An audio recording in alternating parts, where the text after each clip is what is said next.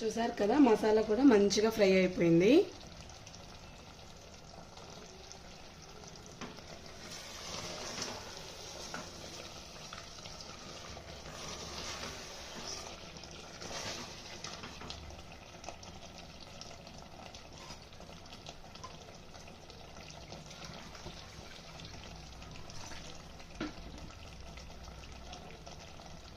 ఇప్పుడు గ్రేవీకి సరిపడా వాటర్ వేసుకోవాలి.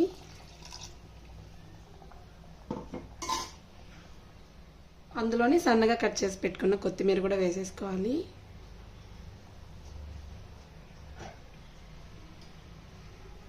ఒక్కసారి నీట్గా ఇలా కలిపేసుకొని